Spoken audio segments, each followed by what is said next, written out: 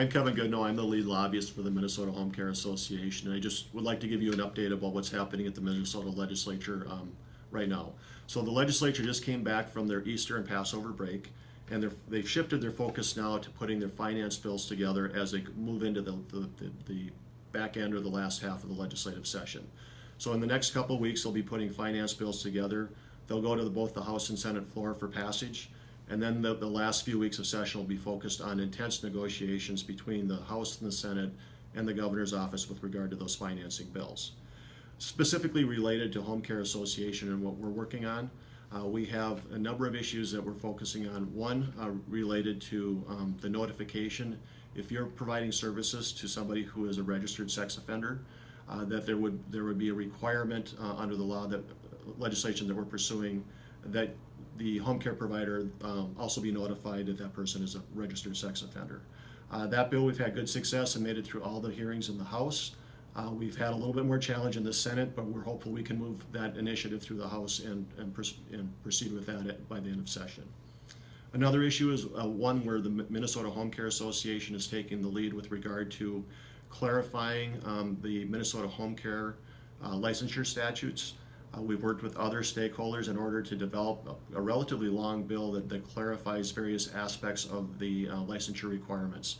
That bill has had hearings in both the House and the Senate. We are moving forward with strategies on how to get that done, but that bill is looking like we're proceeding pretty well with that as well. So there's also another issue that's come up, the electronic visit verification.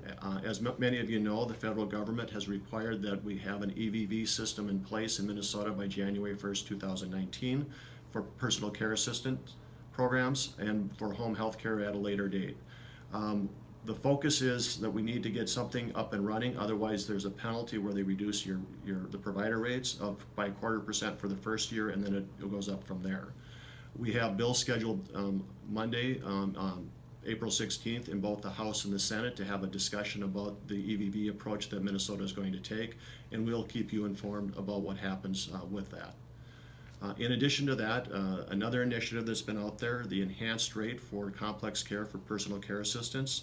That bill has been heard in both the House and the Senate and been laid over for possible inclusion.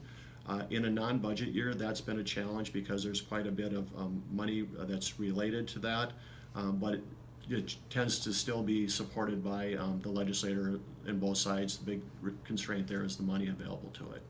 We'll be keeping our eye on that. Another big issue that we've been dealing with and following is the whole issue around the Vulnerable Adults Act and the different proposals that are out there. This continues to be a very tense issue and a very fluid and volatile issue. We have basically three different proposals: a House proposal, a Senate proposal, and the governor's proposal. They are all at odds. There's some commonality, but there's a lot of political posturing going on, let's just say, around this issue. A lot will happen on this in the next month or so, but I would say that something will happen, and we're going to be at the table watching that. And then finally, there will be a hearing coming up too about a general across-the-board rate increase. There was some political maneuvering that went on in the House.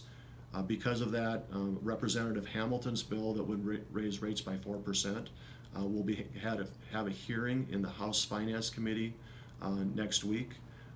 That bill, I would say, we're going to have the bona fide hearing on the need for the rate increase. Again, it's a non-budget year, so we're not sure how that's going to go. So that's the update for now. We will keep you informed, and just keep watching for our clips coming out, and we'll keep you informed about the progress of the session. Thanks so much.